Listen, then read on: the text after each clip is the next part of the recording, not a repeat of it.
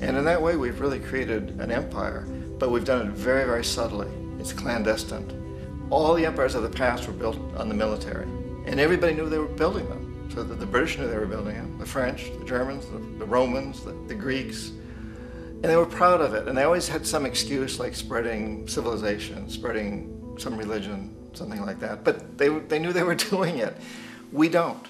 The majority of the people in the United States have no idea that we're living off the benefits of a clandestine empire, that today there's more slavery in the world than ever before. And then you have to ask yourself, well, if it's an empire, then who's the emperor? Obviously, our presidents of the United States are not emperors. An emperor is someone who's not elected, doesn't serve a limited term, and doesn't report to anyone, essentially. So you can't classify our presidents that way. But we do have what I consider to be the equivalent of the emperor, and it's what I call the corporatocracy.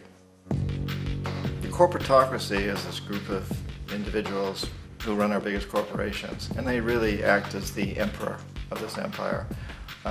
They control our media, either through direct ownership or advertising. They control most of our politicians because they finance their campaigns, either through their corporations or through personal contributions that come out of the corporations. They're not elected, they don't serve a limited term, they don't report to anybody. And at the very top of the corporatocracy, you really can't tell whether a person's working for a private corporation or the government because they're always moving back and forth.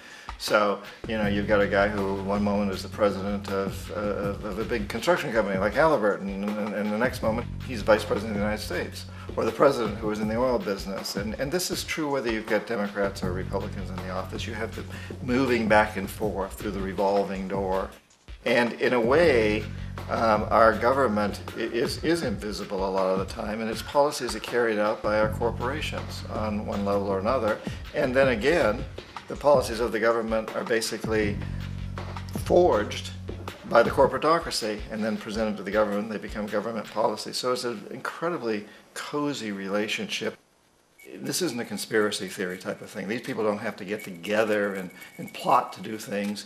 They all basically work under one primary assumption, and that is that they must maximize profits regardless of the social and environmental costs.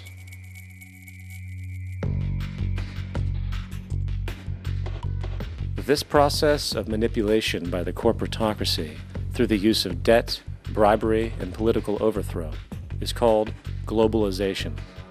Just as the Federal Reserve keeps the American public in a position of indentured servitude through perpetual debt, inflation, and interest, the World Bank and IMF serve this role on a global scale. The basic scam is simple. Put a country in debt either by its own indiscretion or through corrupting the leader of that country, then impose conditionalities or structural adjustment policies, often consisting of the following. Currency devaluation. When the value of a currency drops, so does everything valued in it. This makes indigenous resources available to predator countries at a fraction of their worth. Large funding cuts for social programs. These usually include education and healthcare, compromising the well-being and integrity of the society, leaving the public vulnerable to exploitation. Privatization of state-owned enterprises. This means that socially important systems can be purchased and regulated by foreign corporations for profit. For example, in 1999, the World Bank insisted that the Bolivian government sell the public water system of its third largest city to a subsidy of the U.S. corporation Bechtel. As soon as this occurred, water bills for the already impoverished local residents skyrocketed. It wasn't until after a full-blown revolt by the people that the Bechtel contract was nullified. Then there is trade liberalization, or the opening up of the economy through removing any restrictions on foreign trade. This allows for a number of abusive economic manifestations, such as transnational corporations bringing in their own mass-produced products, undercutting the indigenous production and ruining local economies. An example is Jamaica, which, after accepting loans and conditionalities from the World Bank, lost its largest cash crop markets due to competition with Western imports. Today, countless farmers are out of work, for they are unable to compete with the large corporations. Another variation is the creation of numerous seemingly unnoticed, unregulated, inhumane sweatshop factories, which take advantage of the imposed economic hardship. Additionally, due to production deregulation, environmental destruction is perpetual, as a country's resources are often exploited by the indifferent corporations while outputting large amounts of deliberate pollution. The largest environmental lawsuit in the history of the world today is being brought on behalf of 30,000 Ecuadorian Amazonian people against Texaco, which is now owned by Chevron. So today it's against Chevron, but for activities conducted by Texaco. Estimated to be more than 18 times what the Exxon Valdez dumped into the coast of Alaska. In the case of Ecuador, it wasn't an accident. The oil companies did it intentionally. They knew they were doing it to save money out there rather than arranging for proper disposal. Furthermore, a cursory glance at the performance record of the World Bank reveals that the institution, which publicly claims to help poor countries develop and alleviate poverty, has done nothing but increase poverty and the wealth gap, while corporate profits soar. In 1960, the income gap between the fifth of the world's people in the richest countries versus the fifth in the poorest countries was 30 to 1. By 1998, it was 74 to 1. While global GNP rose 40% between 1970 and 1985, those in poverty actually increased by 17%. While from 1985 to 2000, those living on less than $1 a day increased by 18%. Even the Joint Economic Committee of the U.S. Congress admitted that there is a mere 40% success rate of all World Bank projects. In the late 1960s, the World Bank intervened in Ecuador with large loans.